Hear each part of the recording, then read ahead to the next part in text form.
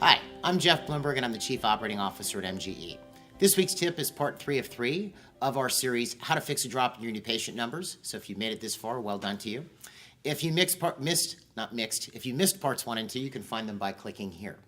Now in parts 1 and 2, I got into, the first part was, what do you do if you have a sudden drop in new patients? In parts 2 and 3, I talked more about what to do if you want to get more new patients. I haven't talked about them yet in part 3 this week. That's why I'm here.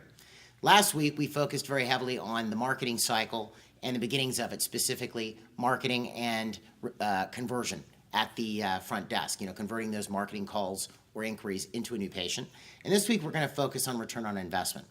So I'm going to throw two things out to you here as we do this. First off, what do we mean by return on investment? And actually, a better question is, I often get asked, what is a good return on investment? Well, you minimally have to be over 1-to-1, right?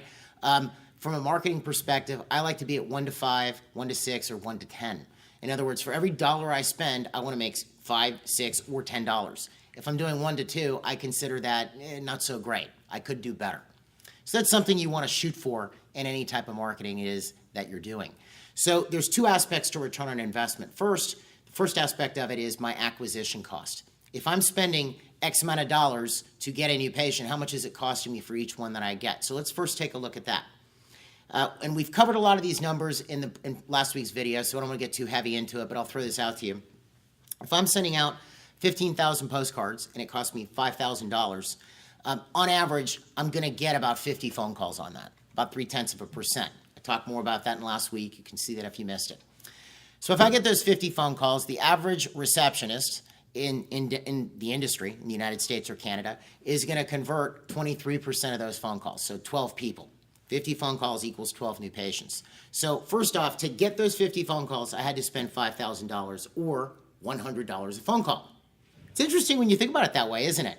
You spent $100 to get that phone call was $100. So if I blow that phone call, put them on hold too much, let it go to voicemail, forget about it, I just basically took $100, watered it up, and threw it in the trash. So a little bit of a different perspective. Now, if I only convert 23% of those, which is the national average, in the US and Canada, rather, sorry. If I only convert 23% of those, I'm spending now, for 12 new patients, I spent $5,000. My acquisition cost went up to $416 a new patient. Do you see how this is starting to work? Now, if I could get my receptionist, and this is something that the first area I would work on if I wanted to improve my number of new patients and my return on investment, if I get my receptionist really good at handling these phone calls, we have a little playlist you can watch here that can help.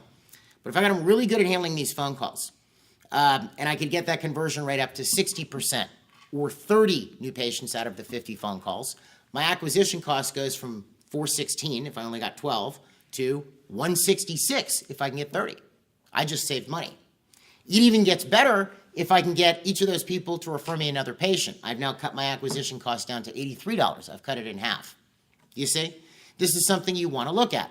And look, I know it's a lot of numbers, and I've had people say, oh, I hate numbers, I don't want to look at numbers.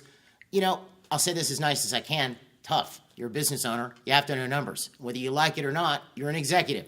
You have to know numbers, all right? But this is the first area I would look at if I want to improve my marketing ROI. How do I lower my acquisition cost, all right? And just as an aside, I like to keep my acquisition cost for each marketing thing that I'm doing so I can see which costs me less and which costs me more rather than grouping it into one big, ball, all right? Now, we then get into the actual return on investment. Let's say I've got a good receptionist, they've converted 30 of those phone calls. I still haven't actually made any money yet, which is, if you look at it, why are you marketing in the first place? You're not doing it to be cool, you're doing it to increase your income. So I've made no income. I've spent less for each new patient if I've gotten 30 of those people converted, but I still haven't made money. Where I'm going to actually make income is on case acceptance. That's where it's going to happen. If the person coming in actually accepts my treatment plan and buys our services, that's how the office is going to get a return on investment. And this is the area, the primary area you actually want to focus on if you want to improve, number one, your collections and your return on investment. And we focus very heavily on it with our clients. And I just want to point something up. There's a bit of a misnomer, maybe it's the wrong word, or misunderstood concept, because I've seen it. I've spoken to thousands of dentists over the years. I've been doing this 20 years.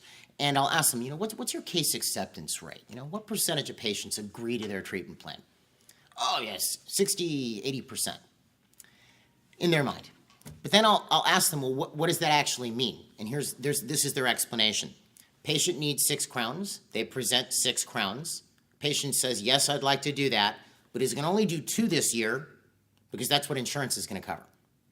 So really, they didn't accept 6 crowns. They accepted 2 crowns. They accepted a partial or phased, whatever it is you want to call it, treatment plan. For me, I mean, look, that's going to happen from time to time depending on the circumstances. But in a lot of cases, if you look at it realistically, to present a treatment plan and get the patient to accept 2 crowns or get them to accept 6 crowns takes about the same amount of time. The only difference is if they do all 6 that they need, it's better for them from their health perspective, and it's better for the office. The office makes an additional $4,000 plus. It's also better for you. You're doing the type of dentistry that you want to do and not having insurance companies tell you how to do your job. All right? But it's really a win-win. It's best for the patient, and it's best for you. And that's the next area I would focus on if I'm really looking to juice up my return on investment is improving my case acceptance. And I'll give you a little secret. In a lot of cases, because there's all kinds of reasons allegedly why patients don't accept treatment. Low dental IQ, they can't afford it, this, that, the other. The majority of times when a patient does not accept the full treatment plan is because they don't understand it. All right? They didn't get it. Especially when you get a response like, yeah, you know, doc, I'd love to do those 4 root canals and 6 crowns, but I have to go on a cruise. You wonder what's going on with this person. If there's nothing going on with them, they don't get it. Because the part that every patient fully understands is the cost. They don't understand the importance of the treatment. If they actually understood the importance like you do, most would go ahead with it. So that's why it's important to know how to really reach your patients and communicate with them so that they fully understand what it is that they need. That is an area I would focus on if I were you, if I wanted to improve my overall productivity and my marketing return on investment. We do that here at MGE with our communication and sales seminars for the professional. Now, we move on from there to retention. Retention shows up in a general dental practice as patients showing up regularly on the hygiene schedule, as well as keeping up with whatever treatment it is that they develop that they need or work that wears out that needs to be redone and things like this, which happens over the years. But that's how retention shows up. Now, what's weird, and I've seen this a lot, because I've spoken, again, to a lot of dentists, is you'll talk to somebody who's been in practice for 10, 12 years, they're getting 30 new patients a month, and they have 3 days of hygiene. And you look at that and you go, what's wrong with this picture? What's wrong with this picture is that person's retention is terrible. Their retention in those cases are actually less than 20%. All right? If you've been in practice for 10 years getting 30 new patients a month, you have 3,600 charts. All right? If you only have 3 days of hygiene, all right, times, let's say, I don't know, 50 weeks a year, so 8 patients a day, 24 patients a week, 50 weeks a year, you're only seeing 1,000 visits. But that 1,000 visits, some people are coming twice. So that's less than 1,000 patients. That might be 500, 700 patients. But you got 3,600. Do you see? Your retention in those cases, if this is you, is horrible. You should be adding, if you're getting 30 new patients a month, you should minimally be adding 1 day a week of hygiene every year that you're in practice. Now, besides the fact that it's residual income for the practice, and it really is the best way to help maintain a patient's oral health because then you're seeing them regularly. You can't do much for somebody's oral health if they don't show up, all right? It's also where you actually realize your long-term marketing return on investment. I mean, walk through this with me long-term. You spent X amount of dollars to acquire me, and I come into your office, I accept whatever treatment it is that I need. I don't know, let's say I need $3,000 worth of treatment and I pay for it. Now I stick with the office. And I'm coming in twice a year, right? And I'm doing whatever it is that I'm supposed to do when I come in. Maybe we need to redo that crown we did a while back. Maybe, I'm going to want some Invisalign. Maybe I need this, maybe I need that. And, since I'm going to you regularly, you're now a real known quantity for me. So then somebody asks me, hey, Jeff, I'm looking for a dentist. Where should I go? Oh, you want to go to these guys. Why? Because I really know you. I've been there 8 to 10 years. Do you see?